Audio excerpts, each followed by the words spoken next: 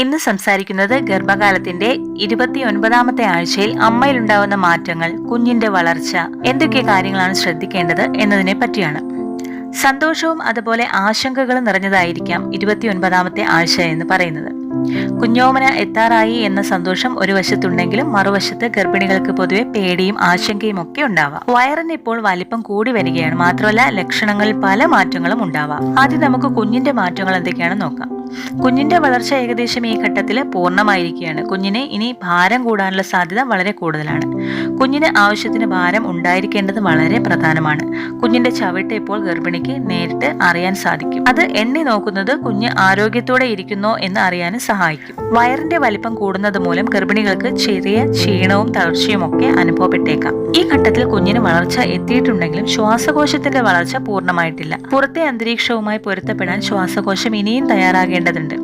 കുഞ്ഞ് ഈ ഘട്ടത്തിൽ വളരെ ആക്റ്റീവ് ആയിരിക്കും. ഭക്ഷണശേഷം കുഞ്ഞ് ചവിട്ടുന്നതിന്റെ എണ്ണം എടുക്കാൻ പലപ്പോഴും ഡോക്ടർമാർ നിർദ്ദേശിക്കാറുണ്ട്. ഭക്ഷണം കഴിച്ച 1 മണിക്കൂറിന് ശേഷം 5 ചവിട്ടെങ്കിലും കിട്ടണമെന്നാണ് കണക്ക്. ഏകദേശം 1.15 ആയിരിക്കണം ഈ ഘട്ടത്തിൽ കുഞ്ഞിന്റെ ഭാരം. ഇനി അമ്മയുടെ ശരീരത്തിൽ എന്തൊക്കെ മാറ്റങ്ങളാണ് ഉണ്ടാവുക എന്ന് നോക്കാം. ഈ ഘട്ടത്തിൽ ഗർഭിണികളിൽ ഏറ്റവും കൂടുതൽ കാണപ്പെടുന്ന ഒന്നാണ് വെരിക്കോസ് വെയിൻ എന്ന് പറയുന്നത്. കാലുകളിൽ വ്രണവും ചൊറിച്ചിലും ഉള്ള നീല ഞരമ്പുകൾ കണ്ടാൽ അത് വെരിക്കോസ് വെയിൻ ആയിരിക്കും. വളരുന്ന ഗർഭപാത്രം നിങ്ങളുടെ താഴത്തെ ശരീരത്തിൽ നിന്ന് ഹൃദയത്തിലേക്ക് രക്തം നീക്കുന്ന പ്രധാന സിരകളിൽ സമ്മർദ്ദം ചെലുത്തുമ്പോഴാണ് ഇത് സംഭവിക്കുക. ആദ്യത്തെ ഗർഭം അല്ലെങ്കിൽ കുടുംബത്തിൽ ആർക്കെങ്കിലും വെരിക്കോസ് പ്രശ്നം ഉണ്ടെങ്കിലോ ഒക്കെ ഇത് വരാനുള്ള സാധ്യത വളരെ കൂടുതലാണ്. എന്തെങ്കിലും അസ്വസ്ഥതകൾ ഉണ്ടെങ്കിൽ ദീർഘനേരം ഇരിക്കുകയോ നിൽക്കുകയോ ചെയ്യാതിരിക്കാൻ ശ്രദ്ധിക്കുക. രക്തചംക്രമണം മെച്ചപ്പെടുത്തുന്നതിന് പാദങ്ങൾ എപ്പോഴും ഉയർത്തി വെക്കുക. പിന്നെ ഉണ്ടാകുന്നതാണ് ക്ഷീണം. ഗർഭത്തിന്റെ ഈ ഘട്ടത്തിലെ ക്ഷീണം സാധാരണമാണ്. കുഞ്ഞിന് വേണ്ട പോഷകങ്ങൾ നൽകാനും വളർച്ചയെ പിന്തുണയ്ക്കാനും ശരീരം നിരന്തരം പ്രവർത്തിക്കുന്നത് കൊണ്ട് തന്നെ വളരെയധികം ഊർജ്ജം ആവശ്യമാണ്.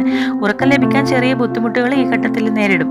വിശ്രമിക്കാൻ കിട്ടുന്ന എല്ലാ അവസരങ്ങളും ഉപയോഗിക്കാൻ ശ്രദ്ധിക്കുക. പ്രഗ്നൻസിയുടെ 29ാമത്തെ ആഴ്ചയിൽ നിങ്ങളുടെ വയറിന് താഴെ തലയിണ വെച്ചുറങ്ങാൻ ശ്രദ്ധിക്കണം. കഴിയുമെങ്കിൽ വ്യായാമം ചെയ്യുന്നത് തുടരുക. കാരണം ഇത് നിങ്ങളുടെ ഊർജ്ജനില ഉയർത്താൻ സഹായിക്കും. പിന്നെ ഉണ്ടാകുന്ന കാലിലെ വേദനയാണ് ഗർഭകാലത്തെ പ്രധാന പ്രശ്നങ്ങളിലൊന്നാണല്ലോ കാലിലെ വേദന. എല്ലാ ഗർഭിണികളും നേരിടുന്ന പ്രധാന പ്രശ്നമാണിത്. രാത്രി കാലങ്ങളിൽ പലപ്പോഴും ഉറക്കത്തിൽ പോലും ഈ വേദന തടസ്സപ്പെടുത്താം. കാലുകൾ സ്ട്രെച്ച് ചെയ്യുന്നത് ഈ വേദന കുറയ്ക്കാൻ സഹായിക്കും. കാലിലെ പേശികളിൽ ചെറിയ രീതിയിൽ മസാജ് ചെയ്യുന്നതൊക്കെ വേദന കുറയ്ക്കാൻ സഹായിക്കും. പിന്നെ ഉണ്ടാകുന്ന ഒരു ലക്ഷണമാണ് ശ്വാസം എടുക്കാനുള്ള ബുദ്ധിമുട്ട്. ഗർഭകാലത്ത് ശ്വാസം എടുക്കാനുള്ള ബുദ്ധിമുട്ട് പല ഗർഭിണികളും നേരിടാറുണ്ട്. ഗർഭപാത്രം വളരുന്നതനുസരിച്ച് ശരീരത്തിന്റെ മറ്റ് അവയവങ്ങൾക്ക് ബുദ്ധിമുട്ട് നേരിടുന്നതാണ് ഇതിന്റെ പ്രധാന കാരണം. കൂടുതൽ സൗകര്യപ്രദമായ രീതിയിൽ ഉറങ്ങാൻ കിടക്കാൻ ശ്രമിക്കേണ്ടത് വളരെ പ്രധാനമാണ്. ഇനി എന്തൊക്കെ കാര്യങ്ങളാണ് ശ്രദ്ധിക്കേണ്ടതെന്ന് നോക്കാം. നിങ്ങളുടെ ഡോക്ടേഴ്സ് നൽകിയിട്ടുള്ള എല്ലാ വൈറ്റമിനുകളും നിങ്ങൾ കഴിക്കാൻ വേണ്ടിയിട്ട് ശ്രദ്ധിക്കുക. കുഞ്ഞിന്റെ വളർച്ചയ്ക്ക് കൃത്യമായ പോഷകാഹാരങ്ങൾ കഴിക്കേണ്ടത് വളരെ പ്രധാനമാണ്. അയണും കാൽഷ്യവുമാണ് പ്രധാനപ്പെട്ട പോഷണം. ശരീരത്തിലുടനീളം ഓക്സിജൻ എത്തിക്കുകയും വിളർച്ച തടയുകയും ചെയ്യുന്ന ചുവന്ന രക്താണുക്കൾ നിലനിർത്താനും അത് നിറയ്ക്കാനും അയൺ ശരീരത്തെ സഹായിക്കുന്നു. ഗർഭിണികൾക്ക് പ്രതിദിനം കുറഞ്ഞത് 30 മില്ലിഗ്രാം അയൺ ആവശ്യമാണ്. ഇത് ഇരുമ്പ് അടങ്ങിയിട്ടുള്ള ഭക്ഷണങ്ങളായ കരള്, ബീഫ്, ബീൻസ്, ധാന്യങ്ങൾ, ഓട്സ് എന്നിവയിൽ നിന്നൊക്കെ ലഭിക്കും.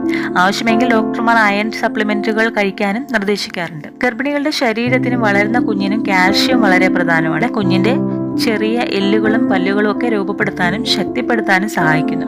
ഓരോ ദിവസവും ഏകദേശം 1000 മില്ലിഗ്രാം കാൽഷ്യം ശരീരത്തിന് ലഭിക്കേണ്ടതുണ്ട്. ഗോതമ്പ് ബ്രെഡ്, ചീസ്, ബ്രോക്കോളി, തൈര് എന്നിവയിൽ നിന്ന് കാൽഷ്യം ലഭിക്കും. മൊത്തത്തിൽ അവസാന ട്രൈമസ്റ്ററിൽ ഓരോ ദിവസവും ഏകദേശം 450-ലധികം കലോറികൾ ആവശ്യമാണ്. അതുപോലെ റെസ്റ്റും കാര്യങ്ങളൊന്നും പറയാത്തവരാണെങ്കിൽ ചെറുതായിട്ട് നടക്കാനൊക്കെ ശ്രദ്ധിക്കുക. ചെറിയ രീതിയിലുള്ള എക്സസൈസ് ഒക്കെ നിങ്ങൾക്ക് ചെയ്യാവുന്നതാണ്. അതുപോലെ മാക്സിമം ഹാപ്പി ആയിട്ടിരിക്കുക. ധാരാളം വെള്ളം കുടിക്കാൻ വേണ്ടി ശ്രദ്ധിക്കുക. യൂറിൻ ഇൻഫെക്ഷൻ ഒന്നും വരാതിരിക്കാൻ വേണ്ടിയിട്ട് ശ്രദ്ധിക്കുക. ഇന്നത്തെ വീഡിയോ യൂസ്ഫുൾ ആയെങ്കിൽ ലൈക്ക് ചെയ്യാനും ഷെയർ ചെയ്യാനും മറക്കരുത്. അടുത്തൊരു വീഡിയോയിൽ കാണുന്നത് വരെ ബൈ.